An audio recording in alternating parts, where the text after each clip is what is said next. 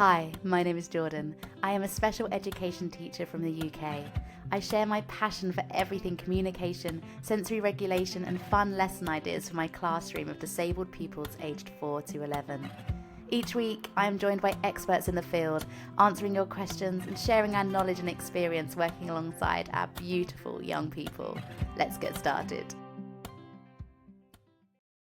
Hi everybody, welcome back to another live. We've got our first question in. What are the best things to put in a break box? Is a break box something like a movement break box? Is that what you're talking about? What are the best things to put in a break box? I am currently developing my zones of regulation boxes, so this could be maybe similar and useful to you. On Amazon, I found that they are selling a red, yellow, green and blue little boxes. I thought, oh, that's perfect. So I'm going to put in resources for if you're feeling blue, if you're feeling red, if you're feeling yellow, or if you're feeling green, to help with those different feelings. And I'm putting that together this week, and I'm going to show you on Mental Health Awareness Day, which is October 10th. So maybe that's useful to you. Otherwise, I kind of do the 3-step approach if you are talking about movement breaks. So the first step would be alerting. So I wouldn't normally typically put something like that in a box unless it's maybe vibrating or stimmy. Typically, it's kind of big body movement, so I'd be outside for those kind of things. But the second one could be fine motor stuff. I also do some kind of balance, obstacle course things, puzzles, threading, that kind of thing. And then step 3 is grounding. So that could be weighted blankets or squeezes, but it could also be some breathing techniques or some worry stones or some cold stones or some silk scarves, whatever calms them. So maybe if you're talking about break boxes as far as movement goes, maybe you kind of find 3 and have those different stages in each box. Hello everybody. How can I support my Gestalt language processor? He is 3 years old and he is on stage 2 now. I have got a blog all about the stages and how to support your child at each stage all the way up to stage 4, 5 and beyond. You can find this if you go to my website, the link is in my bio, and search Gestalt, then it will come up with the blog and there's loads of information on there for you. If you're watching this in the future, comment below and I'll send you the link to that. But typically, sorry, I didn't answer that very well. Typically, you join them in their echolalia and their phrases and you learn what context they use them in and what they mean. I'm sure you already know it if you're the parent. And you use it too. And then you use it, but you might change just one word in the phrase. So for example, great cup of coffee is one that my student uses for wanting any type of food or drink. And I might change it to great cup of juice or great cup of crisps, just to kind of like mitigate those little phrases in there to kind of bring on stage 3. So I hope that helps. How often do you read your core vocab books with your class? So I have 2 classes this year and I'm doing the core word program quite differently with each class. It's a bit of an experiment, but also it's just kind of how I'm running the 2 classes. So in one of the classes, it's primary and I am only there on Thursdays and Fridays. And Fridays are really busy because it's our swimming day. So typically we don't have too much time to do anything else other than swim and attention autism. So that's kind of Friday done. But Thursday, 1 day a week, we will go core word heavy. We will read the book, we'll play the games, we'll practice writing, we'll do the signing all in one day. And then that then filters through to the rest of the week. And then we do a massive one again on the next Thursday for the next word. It's kind of like a big introduction on Thursday. And then, my TAs kind of filter it through for the rest of the week. So that's how my primary class are doing it. But for my other class, we're doing it daily and quite bitty. And I've chosen every day to focus on a different way of learning the word. So for example, today was the speech and language focus. So we practiced asking for it, I want it. We were practicing with the iPad game and we practiced with a Mr. Potato Head and they had to ask for the pieces that I wanted, and then I could give it to them, and they made Mr. Potato Head. But then on Tuesdays, it's not the speech and language focus, it's a reading focus. So then that's when we would read the book and they would practice reading the word and recognising the signs. And then we would do a writing focus on the Wednesday, and then they would practice writing the word and mark making. So it kind of develops over the week, which I actually think is rather lovely, and it slowly builds up over the week. But both are working, both are supporting the children to learn the words, both are supporting the adults to learn the signs and learn about the words. So I would say however you do it is good. Don't think that you even have to do all of it if your children just aren't into the writing aspect of it, or they aren't into the song aspect of it. It's absolutely fine. The reason I did so many different things like the play and the attention autism and everything is so that you had enough to fill your week if you wanted to. So you had enough to choose from in order to capture your children's interests, really. So yeah, I would like you to magpie little bits, add your own ideas, and make it as meaningful for your class as possible. I hope that's helpful. Hi, I want to introduce symbols around the classroom, but I see that most are Velcro. I think they're amazing, but do children just pull them off? That's the best to start with. So I've actually got a video all about this on my grid. I think it was posted last week. I don't just use Velcro in my classroom. I have the sticky back plastic as well. You know, some people use it to cover books with back in the day, exercise books. It's kind of sticky on one side. I sometimes, so anything that's labels or information, I sticky back plastic it because it doesn't need to be removed. So for example, drawer labels, cupboard labels, anything that's like closed, don't, light on, off, you know, those kind of things that don't need to be taken on or off, they are sticky back plasticked. So that kind of removes some of it. And then I also have choice boards as well, not necessarily taking off choice boards, but just flat, print and laminate straight away choice board, and then the children can point to what they want, and they are in particular areas, because the children don't need to take it off and give it to an adult because we're with them and they can use it a bit like a low-tech AAC. That's a great way as well. Otherwise, yeah, all the symbols just end up everywhere. We also have the core boards around, and we also have their AAC tablets. Again, not Velcro, so there's nothing to be eaten or lost. So that leaves the things that we have to have Velcro for, which is their transitioning symbols.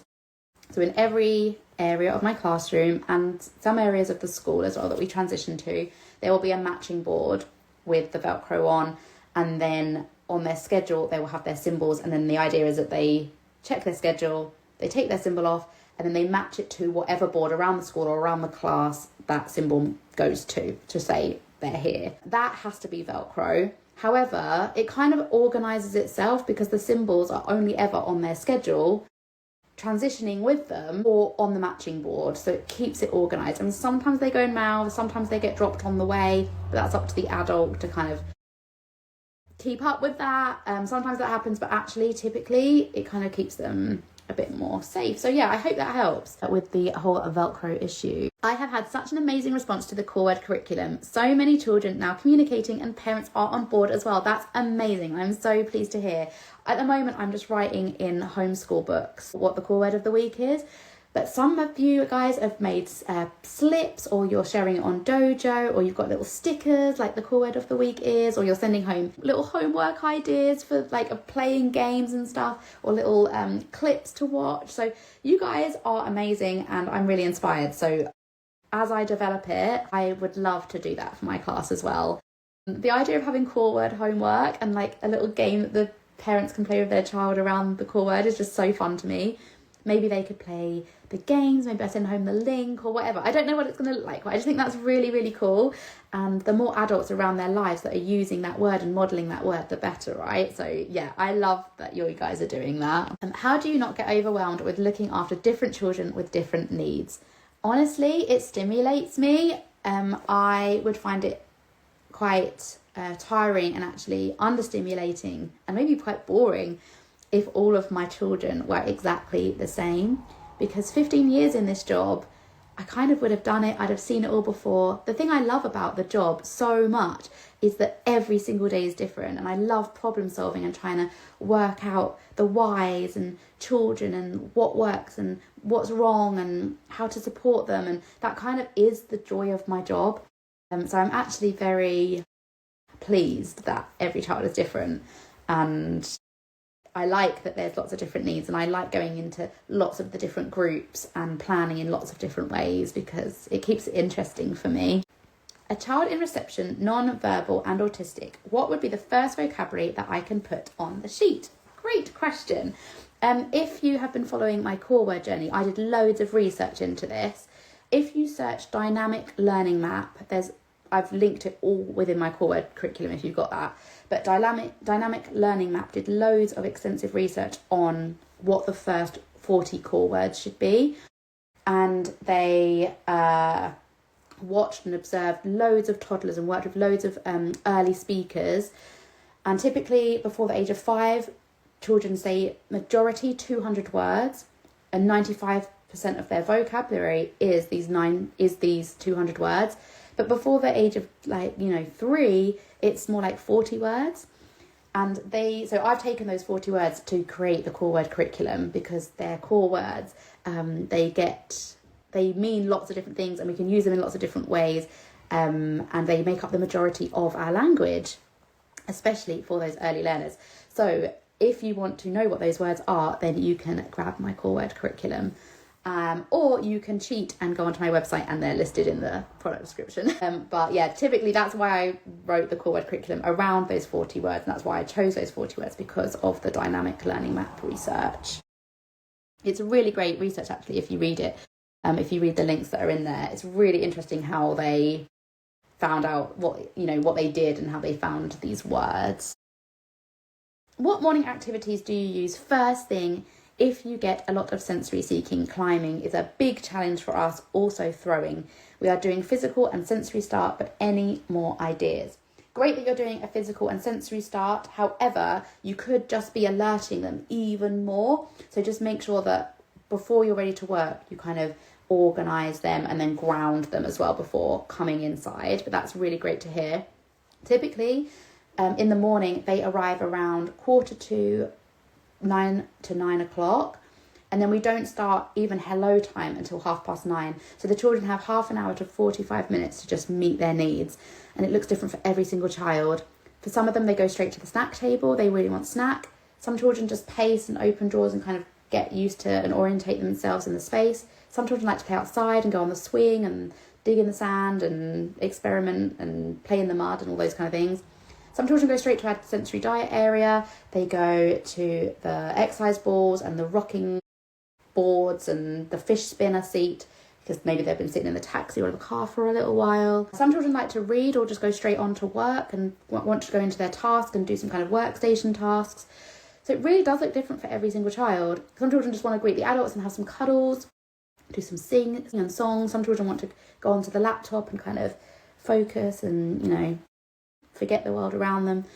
Other children want to go in the sensory room. There's so many different needs. So I would have a lot of things on offer to facilitate all of those different requirements and just see what the children gravitate towards.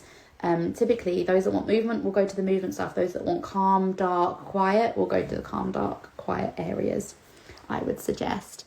And then at 9:30, we start hello, do a movement break, and we're good to go for a little while until the next one. What's my background? My background is when I was 18, I was a teaching assistant in a special education school. And then after 2 years, I did that whilst doing my degree in acting. And then straight after that, I went to do a primary PGCE and then went straight back into the special education school that I was a TA at. And I did that for 10 years. And then I moved to Cornwall. Well, between that, I did foster care and supply teaching and tutoring and consultancy and all that kind of stuff, freelance stuff. And then I moved to Cornwall and then I started teaching in my special education class that is linked to a mainstream school. And that's where I am now, and I've been there for 5 years. What is your approach to discipline? This is something I always struggle with. Typically, I don't discipline. I kind of rely on natural consequences for a lot of things. So if they don't wear their coat, they're going to get cold. If they don't wear shoes, they might get trod on. If, I don't know, they're making loud noises, they're going to get hit. Like, I don't know, like kind of natural consequences often do that for you. And it makes way more sense because it's actually linked to the behaviour they're doing. I don't know, if they're ramming their pen in the paper or the table, then they're going to run out of pen quicker. Like, it's just a natural consequence. I don't feel like that needs discipline. It's already got a consequence. If they are being dangerous or unsafe, I say no. I safely take them down or like out of the area, or I remove the danger from them, you know, whatever's safer, whatever causes least risk. And then I try and typically replace the behaviour with a safer alternative. So if they're throwing chairs or tables, then I'll go outside and maybe we'll throw some tyres because they're heavy, but it's a bit safer. Or if they're climbing up the furniture, maybe I will take them outside and we will climb on the climbing frame or go on the swing or do some wrestling or tickles to try and replace the behaviour. But ideally, I would have not waited until it's gotten dangerous or unsafe, and I would have put in little interventions before. So like we've just spoken about my morning routine, have they had their snack? Have they had their movement break? Have they had opportunities to have quiet time? If they haven't, then I needed to have given them that 10 minutes before they were actually unsafe. So it's about kind of not just being reactive, but also being proactive in trying to keep regulation in the class. We should be in the art of keeping children regulated rather than this constant dysregulation, regulation roller coaster, really. Are visual timetables where they are going, what they are doing, or both? Great question. When I first started teaching, I always used to do what they are doing. So it would be English, math, science, that kind of thing. But actually, it doesn't mean anything to our children because they're working at the same table, they're working at the same, it looks like quite similar as far as they're concerned. So the fact that this is English, math, science doesn't ease any of their anxiety. It doesn't give them more independence or autonomy over what they're doing. So now I use areas, so it's where they are going. My timetable looks like computer area, group area, hall, playground, snack table, sensory diet area, you know, that kind of thing. And then it goes around again. Because actually that's what children care about. They care about where they are going. It gives them more independence. They don't need an adult prompting them, saying where they need to go next. They just need to check their schedule and they know, and they go there and the work's there ready for them and they get on with it. So yeah, areas I would do. Great questions, by the way, everybody. What would you suggest to help support a child who bites to communicate? Well done for recognising it's communication, because it always certainly is. It's also probably certainly a sensory need. Our mouth is incredibly sensitive. Our tongue is the only muscle that we actually have direct access to. So it's incredibly sensitive. So if they're sensory seeking, then it's likely that it's going to be something to do with their mouths. So biting, licking, mouthing, you know, that kind of thing. So I would provide a textured chewy. Some chewies also vibrate as well, so it gives them loads of oral feedback in their mouth. So I would suggest that. I would also suggest having either regular crunchy snack breaks or always out crunchy snack breaks in like a little lunchbox on their table. Something like dry cereal is a really good one. Apples are a really great one that just get loads of oral feedback again through if they are a biter. Now you say it's to communicate, so I wonder if they are frustrated and they want people to be away from them, because biting is a really great way of getting people away. So also try and read those signals when they're bubbling up and give them space, or give them an opportunity to be able to request space in a safer way, either through a visual or a photo or an object of reference or gesture. Teach gesture and honour that just as quickly as you would biting. React to that just as much and just as loudly and just as big as you would if it was biting, because we need to replace that behaviour with a safer option. It could be help me. Sometimes biting is help me. And in doing so, when you see those wobbles, maybe they have a help symbol or I need this symbol, and reduce those demands around that to avoid that biting behaviour. Hopefully that helps. There's resources, and then also just what you can do around that child. Any advice on a child getting upset when their classmates are eating foods he is not allowed to have? He is Muslim and cannot have the school lunches as the meat is not halal. Okay, great question, really useful. I wonder if he would accept a sensory story around food and religion and the whys, because maybe it's just not understanding the why. And maybe it's talking to parents as well around food, because it sounds like it's not his choice, so it sounds like it's the parent's choice or the carer's choice. So there might be something you could do there. Maybe he has lunch at a different time, or maybe he has alternatives that look similar, maybe, but that are halal. I'm sure there's something you could do there, because it sounds to me like he's not understanding the why and therefore getting anxious and confused and upset. So yeah, social stories, and talk to parents about the alternatives they could provide for him that meet their religious needs, but also maybe his social needs as well, so that he feels like he feels the same as his peers. Please can I have advice on helping children who don't like to eat certain foods? Yes, this is incredibly common amongst neurodiverse people and autistics in general, because we have our safe foods and our comfort foods. It can be, if it's extreme, it can be called ARFID, ARFID, if you want to research that. The National Autistic Society have really great medical given advice on pica, ARFID. So my first point of call, if you were in my DMs, would be to send you the link to the National Autistic Society pages on pica and ARFID and eating disorders. It's really common for people with autism to have an eating disorder, because it's a way of controlling their environment in a very confusing and overwhelming world. So yeah, I would look at that.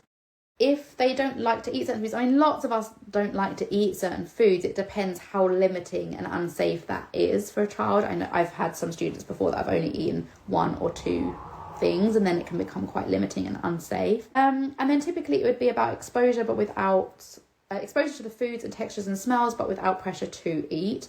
So we do weekly cooking sessions in my class every Wednesday, and that's a great chance to explore different smells and textures and flavours without any pressure to eat at all. They can just chop and eat and move and roll and squish and just be on the table with the food. Sometimes is enough for the children. Just to be in the class with the food sometimes is enough for the children. And it gives them the opportunity to be around that food, and they might just taste it.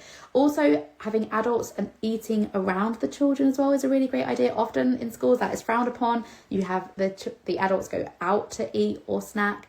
But in my new class, we've started having snack with the children, because they need to see adults eating a healthy diet, sitting down with their tablecloth out, using their AAC device or using their communication, and because they model. So show, don't say is our focus of the week in my class for my adults, and that needs to work at snack time as well. We're going to show the children that it's okay to have a varied diet, and that this is what it smells like and this is what it feels like and tastes like. You don't have to eat it, that's fine, but I'm going to eat it, and I'm going to eat it here, and nothing will happen, it's okay.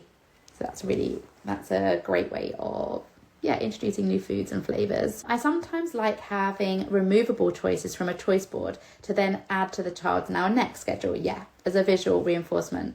That's true. Velcro is great for a now and next board. My now and next boards have a little pouch at the back with loads of little symbols in, just in case symbols that we can Velcro to it, like little versions of all the symbols and the choices. So that would be a great way as well if you didn't want too much Velcro around. Another great way is also a whiteboard, that attention autism style. I use it all the time. I just grab a whiteboard and do first just with drawing and writing, a bit like attention autism, and I use it out of the session. I use it all the time. I use it with a child today that didn't want to take their waterproofs off. So first waterproofs off and then inside. It works really well because I didn't have a waterproof symbol, so I just drew it on the whiteboard, and it supported them to understand what I was saying and kind of regulate them and negotiate with them. Thank you so much for the core word curriculum. I can't believe the progress my class have made. Oh, that's so great to hear. Honestly, so great. It was worth all the hours hearing feedback like that, because it took so many hours, and I'm finding the same in my class as well. It's so rewarding to watch them progress and learn, and watch how excited the staff are, honestly, about the core word curriculum. They're all signing it and they're all doing the AAC. We've only got one adult iPad for AAC in my class because they're so expensive. So I had the AAC and I apologised to my teacher. I was like, oh no, sorry, like, do you want it? And he was like, no, it's okay, I'll sign it. And as he was signing it, you know, it was so lovely, and that hasn't happened before in my classroom ever. So that's really exciting to me, to see the adults' confidence in using AAC and signing as well. It's really, really great. And they're remembering the previous week's signs as well and using those and putting them together. So I think it's just as exciting watching the adult's progress as it is the child's progress as well in my class. Really great. And let's go to the speech bubble. I have a child who constantly peels the actual Velcro off of the walls, etc. Any ideas to redirect this behaviour, as it means symbols are not where they should be, as it affects the other's communication? Yeah, really, really hard. Maybe try glue gunning the Velcro. So it just makes it a little bit harder. There's also something on Amazon called Tacky, I think, or Tackit. It's in my Classroom Essentials folder on my Amazon storefront, which is in the link in my bio. Comment below if you want the link to that. And it works just the same as Velcro. It's like glue, but it stays tacky. So you can put things on and off. You kind of leave it, you spray it, you leave it to dry over 24 hours and it's just always tacky. So that might work as well because you can't peel it off. So maybe that's a good alternative. How do you plan your lessons around behaviour? So typically plan lots of different things that we could do within the lesson.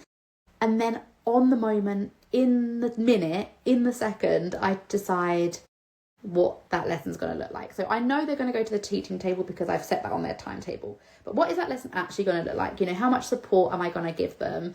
What are the demands going to be? If they're on green and they're content and focused and ready to learn, I might extend their learning way longer, and I might challenge them a little bit more. I might prompt them to be more independent. I might put more demands on them.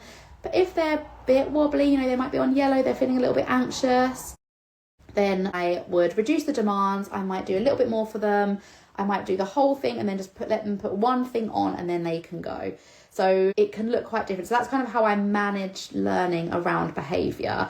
I have realistic expectations, honestly, is what it comes down to. Best time to do whole school sensory circuits break before or after school. Typically, I do it at least every hour, a full sensory circuit. So I would do it as soon as they come in, just before home time, and then a good few times in the middle of the day. Play times are great because that's your alerting already. PE is great because that's your alerting already. If you've got any movement like dance breaks before register or after register, they're great because that's your alerting. So get your alerting in every hour and then do a bit of, you know, Simon Says squeezes and back to your chair and wiggle on your hands, breathing technique. It doesn't need to take long. Sensory circuits after playtime and after PE, after they've got all their alerting out. Alerting is usually the longest thing. It really can be just a couple of minutes. As they're walking in from break, you could be doing Simon Says with some cross motion. You know, you're already walking in there. That takes no time. And then as they're walking through the door, you can give them 3 squeezes down their arms. That's their grounding and they're ready to go. So it doesn't need to take long, and you could do that, you know, every hour on the hour, I would say. Are you the only SEN teacher in your school? What do your colleagues think of your platform? Love your content. That's such a good question. I have the only SEN class in the school, but because I'm part-time in both classes, I also have my other colleagues that do the other half as SEN teachers as well. So one of them does 3 days and I do the 2 days, and then I do the 3 days and then the other person does the 2 days. So we're kind of like a little team. And of course, my lovely teaching assistants as well. And there's obviously also students in the mainstream school as well. So typically the one-to-ones, we kind of like, I take them swimming and that kind of thing. So typically we kind of work together as a little team within the school. Lots of them follow my account and lots of them get some ideas, which is really great. Yeah, I'm happy to. I want to share more with the mainstream school, honestly. And amongst my trust as well. I'm also the only SEN provision. My class is the only SEN provision in my entire trust in the whole of the Southwest, or in the whole of the trust. So that's quite an exciting opportunity, I think, because we're certainly not the only SEN children in the trust. We're just the only SEN specialist provision. So yeah, I think that will give some exciting opportunities. We've only just joined that trust. So yeah, I think that's exciting. And yeah, I hope they'll be hearing lots more from me and coming into my class and seeing how things are done, and I can go into their class and give some tips and ideas. I think that could be really exciting. I have a boy in my class who is autistic and is very attached to his best friend.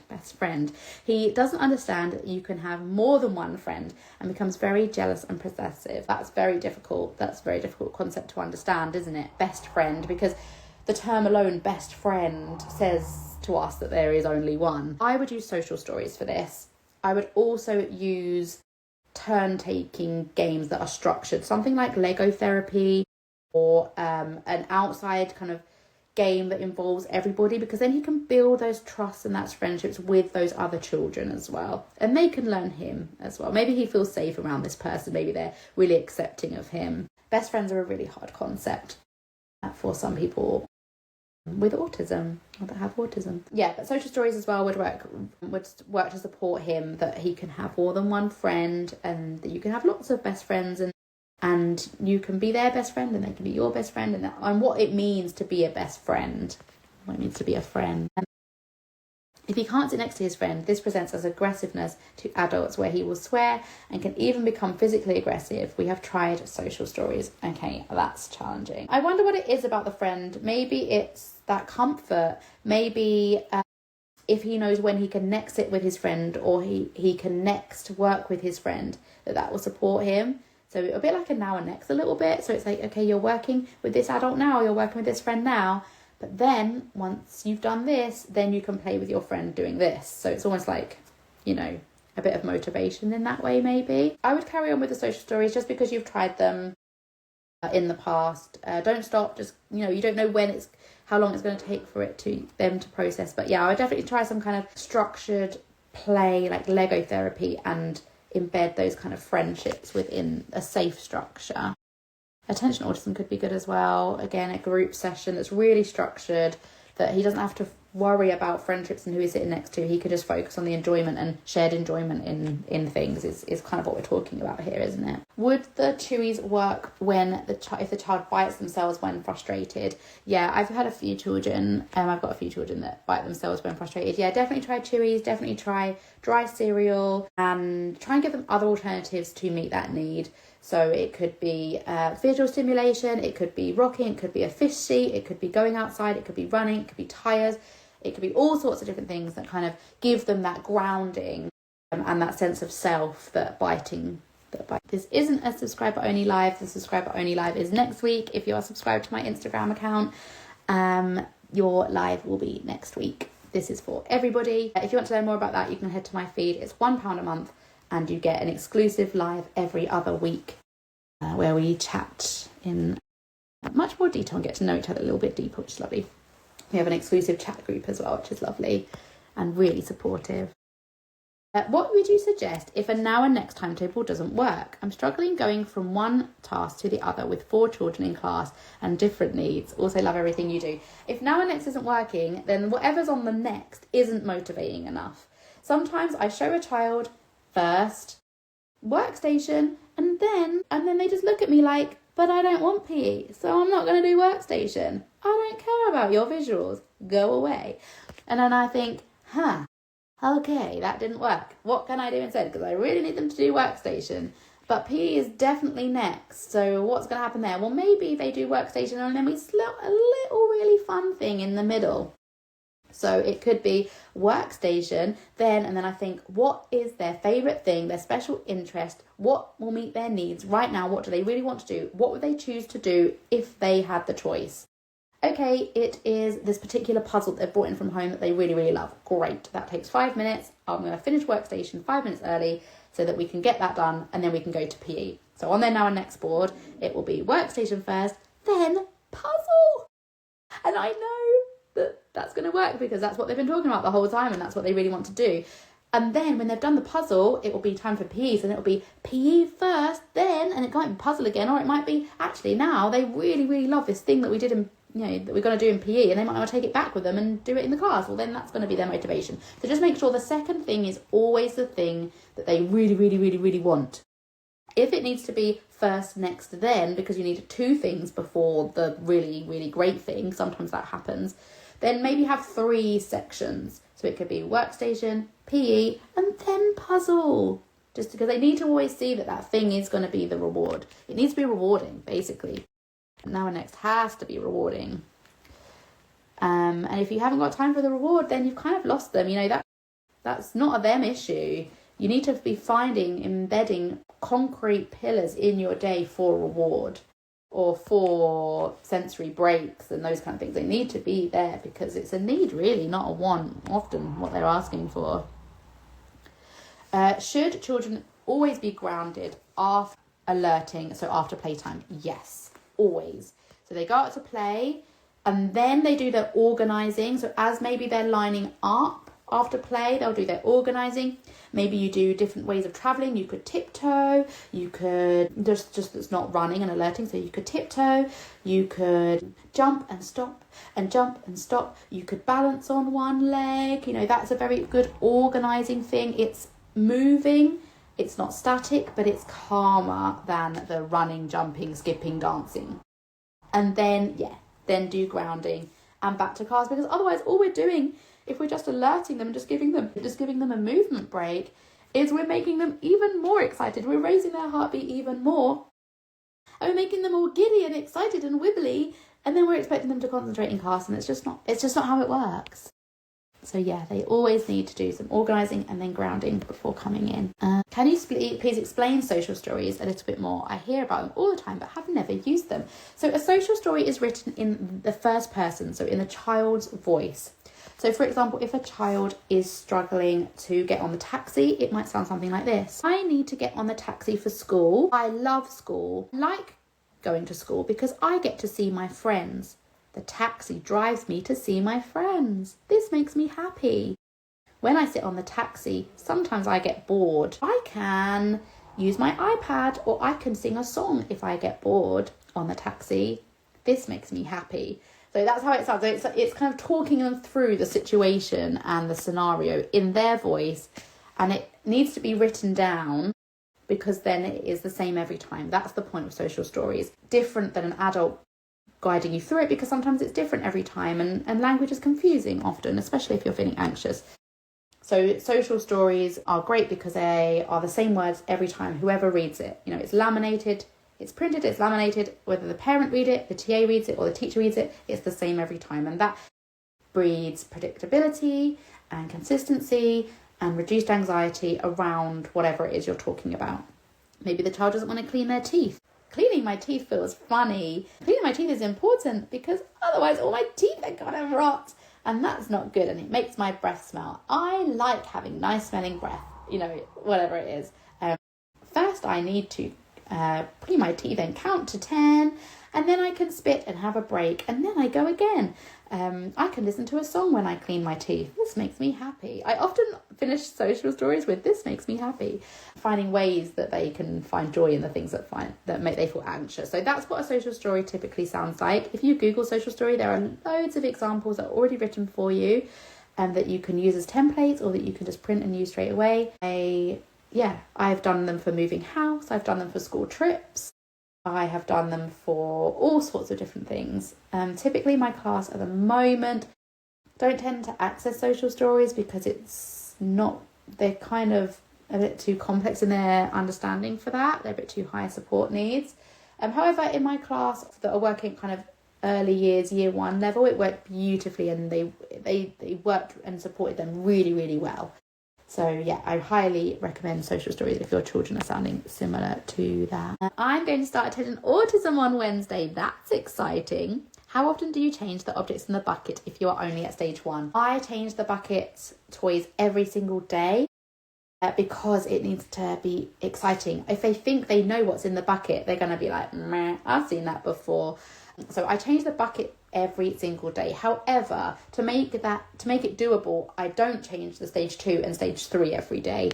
I typically have a rotation of weekly change arounds for those. It's not how they teach it in attention autism course, but when I'm teaching everything else and doing everything else, it's how I manage to do daily attention autism sessions. And I think it's much more important that we do daily repeated attention autism sessions than not doing them at all, because I haven't got anything planned for it. So I have a full cupboard of all my attention autism things all organised. I think organisation is key with attention autism.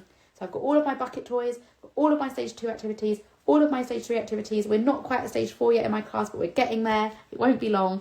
I will have all my stage 4 activities, and then I can just grab and go, which is really handy and helps me to keep that consistency of daily sessions. I highly recommend doing the attention autism training though. It's really great, and yes, you can get a lot from watching my videos, but really the training is really fab, and it's not just affected my sessions, but it's affected everything I do in my class. Lots of the things I talk about are attention autism strategies, not only used in the session but just throughout the whole of my teaching, and my classroom is kind of embedded in their ethos. So yeah, I highly recommend doing the training. It's online as well, so you don't even need to go there. And they're really fab. They're just such a fab team, and they genuinely care. They really care. And it's so fun and creative. It's just so brilliant. I love it so much. I have a child who I think has PDA. We do a first then with a motivator as the then. He likes that, but then when we get to a motivator, it's a no suddenly. Yeah, because with PDA, they want control. So maybe have a first, then choose. So whatever it is that they have done, that's great. And then they get their choosing box and they choose what they want at that time. Because ultimately, children with pathological demand avoidance don't want demand. They find it really, really difficult. And sometimes you saying you chose this is too much of a demand, and they want that control over them. And sometimes saying no to something is, even though they're avoiding the thing that they really want, is actually satisfying that PDA profile need. So yeah, just having a choosing box is great, and you could have first this, then choosing box, and then they can choose. I would do that. What's an alternative to climbing that still meets that need? Something indoors on rainy days. School have tried a mini trampoline, but the child doesn't like this, gets frustrated and climbs. We go out in all weathers, firstly, in my class. It can be absolutely pouring with rain and we are still outside. I highly recommend getting some overalls, waterproofs, wellies, coats, sending them in with the children. So getting parents to send them in, and then get staff having them as well. So you can just get dressed up and you can go outside and you can still do your climbing, running, jumping. Typically the children that are climbing do not care about the weather and they need that kind of stuff. Indoor swings or hoists or anything that's kind of swings is great if you've got space for that. Pea pod, it looks like a canoe. I've showed it on here before. Squeezes you, that's a really lovely thing to have. Exercise balls, rolling on an exercise ball upside down on their backs, on their tummies, or rolling them over them is a really great way. So don't think it just has to be high and climby. Often it's about vestibular. So you kind of want that vestibular, upside downy, swing aroundy kind of movement. It could be rolling them up in a blanket and then rolling them back again, or rolling up in a gym mat and back again. It's that kind of roundy, swingy movement, because that's what the height gives you. It kind of gives you a bit of vestibular. So yeah, I would do that for your indoor climbers. I wonder if you've got a climbing wall or equipment in your hall that maybe if it's a rainy day or wet play, you could use the hall for some climbing. Maybe. No, people haven't asked this yet. If the child is still not using the core word after a week or two, would you just move on? Yes, I would always just move on. It's about modelling. It's not about the expectation. Lots of my children will never be able to say the core words. That's kind of not the point of it. But they might be able to understand them, or it might help understanding of them. Or all of a sudden after week 4 or 5, when, you're not just stopping, we're not stopping saying I want after week 1. We're still saying it. It would be I want I want it, I want toys, I like it. So it's kind of like a string, a bit like when you do phonics. You don't learn SATPIN and then forget them. They are embedded all the way through phonics, all the way through. Well, that's kind of how I envisaged my core word document as well. So that's why I started with I want, because then that runs all the way through the others, and it comes up all the time in the games and the songs and the activities. So just because they didn't get it the first week is absolutely fine. It's almost expected. I wouldn't expect them to be saying it straight away, right off the bat. Move on, but continue embedding and modelling that language. And when it comes up, model it, use it on the ASC, sign it, have that language develop in your class. And then after the year, you'd have covered everything, and then just see what happens. Maybe keep a log of the things and then maybe start again, move it on to with the next teacher or whatever. It doesn't hurt. The fact that they might not have said anything is absolutely fine. It's still all bred in understanding. It still gives examples of modelling. It's giving them rich experiences and facilitating an opportunity to learn. It's up to them to actually take it, but at least we're giving them that, and that's our job, isn't it? What kind of learning activities would you do for a 3-year-old non-speaking who loves nursery rhymes and books, but looking for more encouragement and engagement for new ideas? So I have a song bag. It's like a little canvas bag, and I've got little objects that represent a nursery rhyme. So it could be a fish for 5 little fish. It could be a frog for 5 speckled frogs. It could be a red bus for wheels on the bus, that kind of thing. They're all in the bag. And then either you pick one at random and start singing it, or you give them a choice of 2, or they choose in the bag and pick one and then you sing together. So that's a really lovely turn-taking task. You can do it as a group as well. That's really lovely. Also the whiteboard. Whiteboard is or laptop or iPad is really super motivating for often lots of children. So having a choice board or them choosing from a picture of the thumbnail on YouTube or whatever, they can pick it and then we sing together and do the actions, and then you can do it again. We do that often in maths. There's lots of lovely things you can do with nursery rhymes. Is there any more? There's so many amazing questions. My class is on stage 1 or 2 unintentional autism. That's awesome. As soon as they are watching the entire stage 2 activity, or the majority are, go to stage 3 because then it's their turn. Stage 3 is really where the exciting stuff happens, I think. And then stage 4 is even more exciting, and I can't wait to get to that. That's really great. I have a full attention autism planning that covers stage 1, 2, 3 and 4 across my sensory curriculum, if you've got my sensory curriculum. So it covers 12 topics over 4 years, and there's all the attention autism you could need in that time, and then you kind of start again after 4 years, because why wouldn't you? It's been ages. I think we're coming to an end now. Thank you so much for joining me today. You might have noticed that I have a little microphone here because these are all going to be going as part of a podcast. So all of my previous lives and all of my future ones are going to be going onto a podcast. And these are going to be out on the 20th of October, ready for some half-term binge listening. They're going to be on Apple Podcasts and Spotify and anything else that you might want, maybe. Let me know if you've got any other podcast platforms that you want these to go on to. So yeah, that's really, really exciting. Thank you for being part of it, and thank you for your amazing questions, because I know they're going to help more than just you. They're going to help lots of people in the future. So thank you so much for being here and asking those. Thank you.